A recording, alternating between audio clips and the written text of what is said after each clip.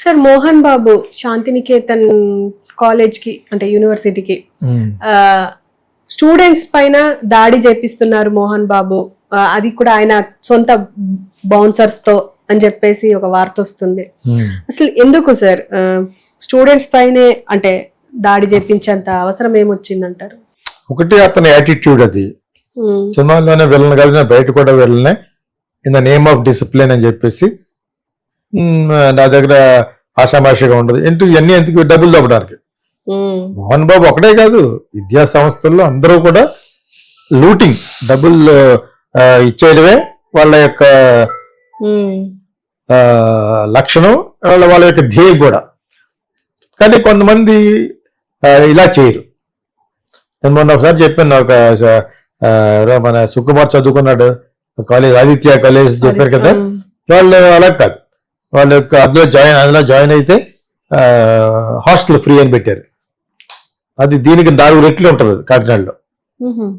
Okay, so Aditya college అని శేషారెడ్డి ఒకప్పుడు చదువుకున్న కాలేజ్ గుమస్తా అతను. So what ever it is అంటే ఇప్పుడు చాలా ప్లీజింగ్ గా రిజల్ట్ బాగా రావాలి. సో ఇతర యొక్క స్కీమ్ ఏంటంటే ఎంత కూడా చూడగానే మనకి కడుపు నిండిపోయిన అంత అందంగా కట్టాడు. ఏరియల్ వ్యూలో చూస్తే అంత బాగుంటుంది. చాలా చాలా బాగుంటుంది. తిరుపతిలో చాలా బాగుంటుంది. ఆయనకి ఆ ఊరు కాబట్టి, ఆ పక్క ఊరే కాబట్టి ఆయనకి సో అంతా తెలుసు, ఆ ల్యాండ్ వాల్యూ తెలుసు కాబట్టి కొని మంచి దూరదృష్టి. అతను కూడా స్కూల్లో పనిచేసేవాడు.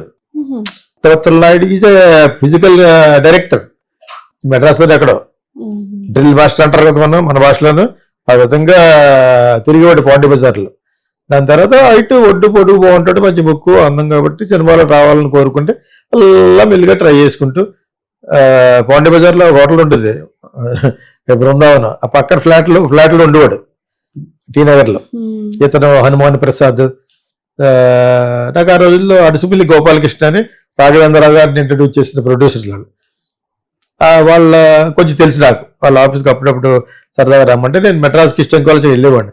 అప్పుడు నాకు ఉండేవాడు వాళ్ళ సినిమాలో చేస్తూ. దానికి మంచి బ్రేక్ చిన్నప్ప దేవరని ఆయన పెద్ద ప్రొడ్యూసర్ అనమాట.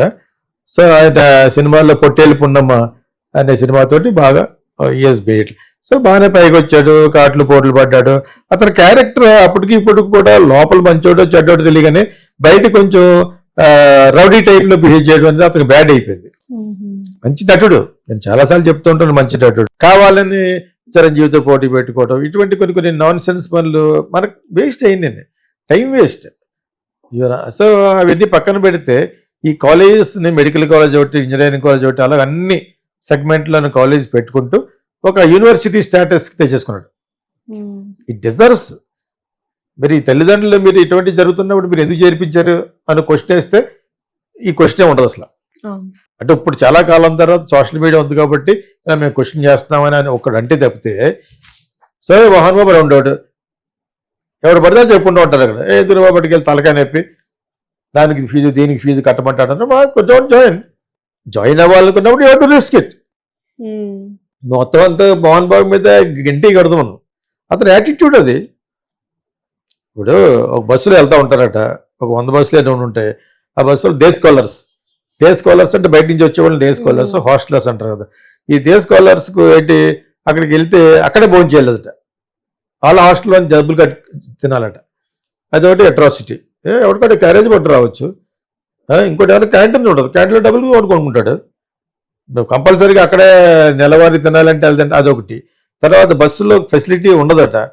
ఒక 50 మంది కూర్చుంటారు, 58 మంది 60 మంది, మిగతా 50 మంది ఏలాడుతూ ఉంటారట. ఇక్కడ 40 నిమిషాలు, అది ఎక్కడ అవుటర్లో ఉంది, అది 40 నిమిషాలు ట్రావెల్ చేసినట్టు.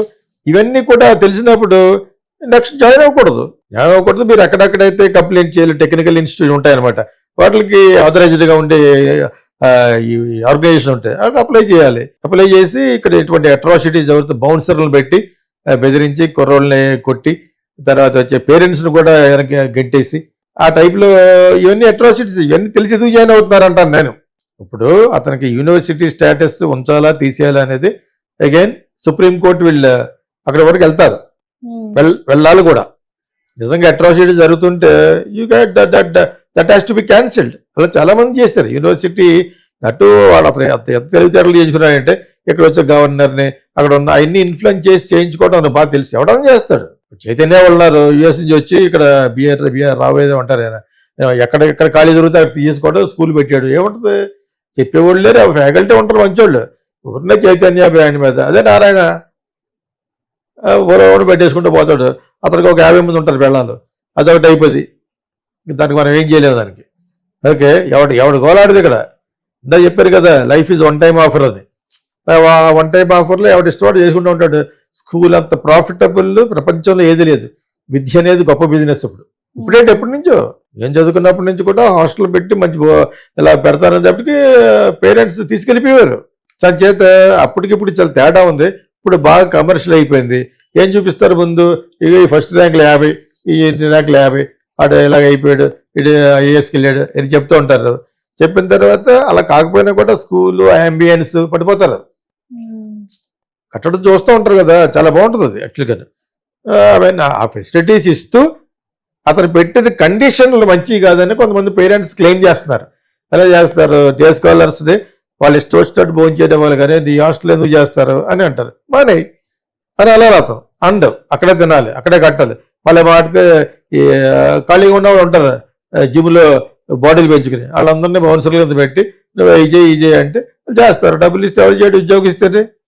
This is what happening. దీన్ని యాక్చువల్ గోరందరం కొండంతగా ఎందుకు చెప్తారంటే సోషల్ మీడియాలో ఒకసారి పడిందంటే ట్రోల్ చేస్తూ ఉంటారు. అతను చేసేది మంచి పని అంటలేదు, ఇష్టం లేనప్పుడు వైఆర్ జాయినింగ్ అని. నాకు మెడికల్ కాలేజ్ అన్ని పెట్టేసి అటానమస్ యూనివర్సిటీ అది. యాక్చువల్గా 2 కోట్ల రూపాయలు కడితే యూనివర్సిటీ గ్రాంట్ చేస్తారు.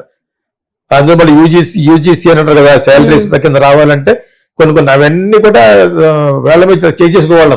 అతను ఇక్కడ వచ్చే గవర్నర్లని అక్కడ ఉన్న వాళ్ళని ఏదో ఒకటి అతను ఇన్ఫ్లుయెన్స్ చేసుకుని ఆ విధంగా బతకడం అలవాటు అతనికి. సర్వైవల్ ఆఫ్ ద ఫిట్టెస్ట్ అంటారు, సర్వైవ్ అవ్వాలి. అటువంటి ఎడ్యుకేషన్ ఇన్స్టిట్యూట్ అంత మోడర్న్గా పెట్టినప్పుడు అవన్నీ బాగానే జరుగుతున్నాయని జాయిన్ అవుతున్నారు అక్కడ. ఇప్పుడు ఒక బ్యాచ్ కాబట్టి ఇంకో బ్యాచ్ కాబట్టి తెలియాలి కదా ఇక్కడ కొంచెం సరిగ్గా లేదని. మరి ఎందుకు జాయిన్ అవుతున్నారు?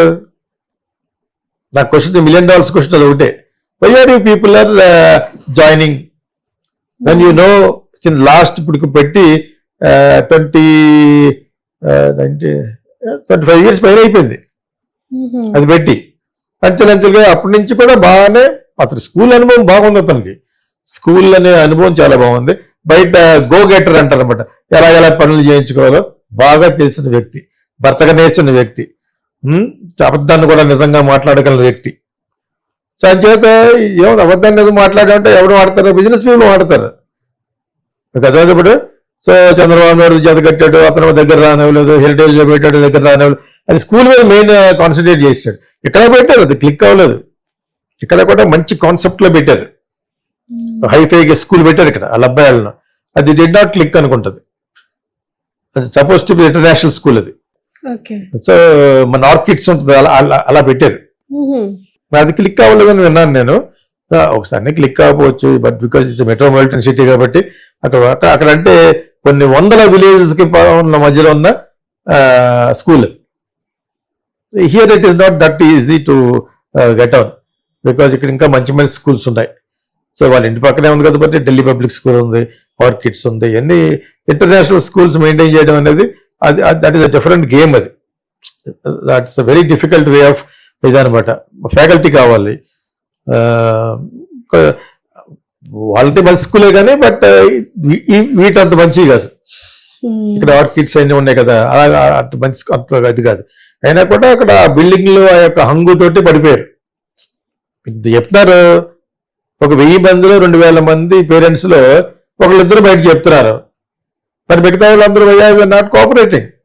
అందరూ కలిసి కోర్టు, సుప్రీంకోర్టు అది యూనివర్సిటీ స్టేటస్ అనేది ఎందుకు ఇవ్వకూడదు, ఎందుకు క్యాన్సిల్ చేయలేదు అని మీరు వెళ్ళాలి. కానీ మీరు ఒకళ్ళిద్దరు పెట్టి వాళ్ళకి మళ్ళీ సోషల్ మీడియా వాళ్ళకి ఏదో మేత కావాలి కాబట్టి మనం మాట్లాడుకోవడం కాదు.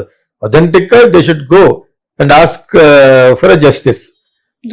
చాలా స్కూళ్ళు జరుగుతున్నాయి. స్కూల్ సంస్కరించడం వెరీ డిఫికల్ట్. ఇప్పుడు చైతన్య నారాయణలో అందరికి జరిగిపోతున్నాయని ఉద్దేశం. నారాయణలో మనుషులు చచ్చిపోతాం లేదు, అది అతనికి బాగా తెలుసు మనకంటే. అతను అందులో ఉన్నవాడు కదా. అతను ఎగ్జాంపుల్ చెప్పాడు, కొన్ని వందలు చెప్తాడు. మన ఏదో 2-3 పేరెంట్స్, 100 మంది పేరెంట్స్, 100 కూడా కాదు, 10 మంది 100 మంది పేరెంట్స్ గొడవ చేస్తే దాని ఆధారంగా ఇవిగా జరుగుతున్నాయి, బస్సులో నుంచి వెళ్ళాలంటే 40 కిలోమీటర్లు, తర్వాత డేస్ కాలేజ్ కూడా హాస్టల్లో తినాలి, ఏమైనా ఎక్కువ మాట్లాడుతున్నా బౌన్సులు వచ్చి గంటేస్తారు అని 3 పాయింట్లు మనం వింటున్నాం.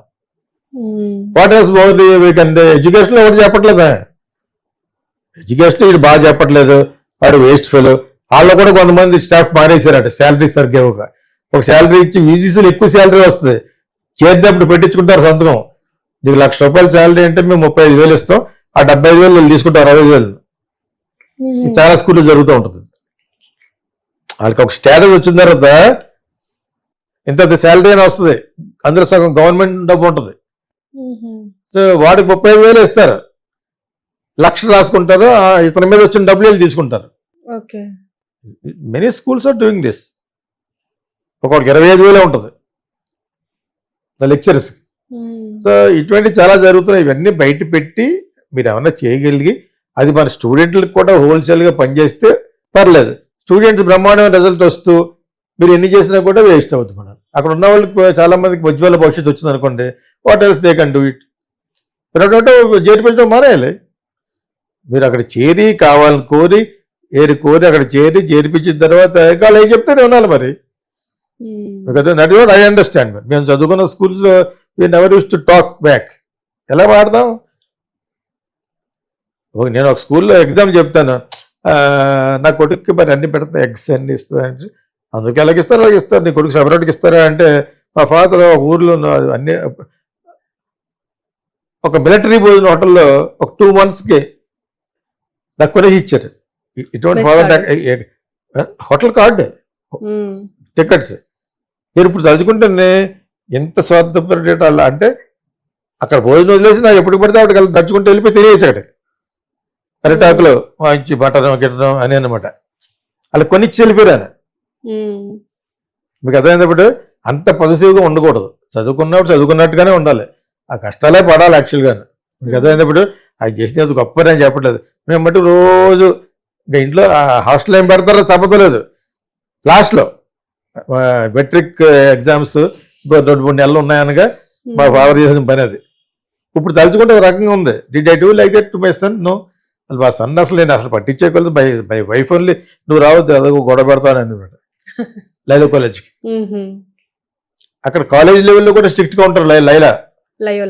లయోలా. సో లయోలాలో చదువుకున్నప్పుడు మెడ్రాస్లో ఈ పట్టుకెళ్ళకూడదు, మొబైల్ తీసుకుంటారు. మళ్ళా పట్టుకెళ్ళేవాడు, మళ్ళా తీసుకుంటారు. 4-5 ఫోన్లు ఉంటాయి. ఇది ఇన్నిసార్లు కొంటున్నాడు ఫోన్ అంటే అప్పుడు అనుకునేవాడు అనమాట, మనకి ఎందుకు వచ్చింది కూడా అని. మళ్ళీ షీవులలో టేక్ కేర్, చిన్నప్పుడు చెప్తున్నాను. సో ఇది depending on your parental upbringing also. Parents అప్బ్రింగింగ్లో కూడా ఉంటుంది. అంతేగాని అటు నుంచుని వెళ్ళాడా కూర్చుని వెళ్ళాడా, చదువు అయిపోయే వరకు ముక్కున్నవారు మూసుకొచ్చేయడమే. When that school or a college is giving a good result, good coaching, నా ఉద్దేశం. అలా పడమని చెప్పట్లేదు, పడలేని ఉద్దేశంతో అక్కడ జాయిన్ అవ్వకూడదు. ముందు జాయిన్ అవ్వకుండా పడిపోతే వాళ్ళే దారికి వస్తారు. మీకు అర్థమైనప్పుడు మీకు that is what I feel. అది చిన్నదే యాక్చువల్ ఫిల్మ్ స్కూల్ అంటే ఎక్కువ మంది జాయిన్ అవ్వరు కాబట్టి, తక్కువ మంది ఉన్నా కూడా వాళ్ళకు పూర్తి న్యాయం జరిగే వరకు ఐ విల్ టీచ్. మీకు అర్థమైందా? అంటే తక్కువ మంది కాబట్టి ఇప్పుడు అంత వేల కొద్ది ఉన్నదంటే వాళ్ళకి ఒక నిర్దిష్టమైన ప్రొసీజర్ లేకుండా వాళ్ళు చేయలేరు. మోహన్ బాబు తరపు నుంచి కూడా మనం మాట్లాడితే there are so many things ఉంటాయి. కాకపోతే డ్రెస్లో ఉన్న వీళ్ళు ఉంటారు కదా బౌన్సర్లు, అవి బయట కనబడిపోతున్నాయి. బస్సులో వేలాంటి వెళ్ళటం అన్ని బయట పడుతున్నాయి. ఇవన్నీ actually you should leave it. ఫైనల్గా ఒక 10 years తర్వాత ఆ స్టూడెంటే నవ్వుకుంటాడు, మా పేరెంట్స్ ఇలా గొడవ పెట్టారు కదా అని. ఐఏఎస్ ఆఫీసర్ అయిపోతాను, అంత ప్రయోజకులు అయ్యేటట్టుగా వాళ్ళు కోచ్ చేయకపోతే ఎందుకు జాయిన్ అవుతున్నారు అంటాను నేను. మీకు అర్థమైనప్పుడు మనం న్యూట్రల్గా ఎందుకు చెప్పాలంటే, ఎడ్యుకేషన్లో అందరూ అనుభవించాం. అందరినీ సాటిస్ఫై చేస్తారు, చేయరు.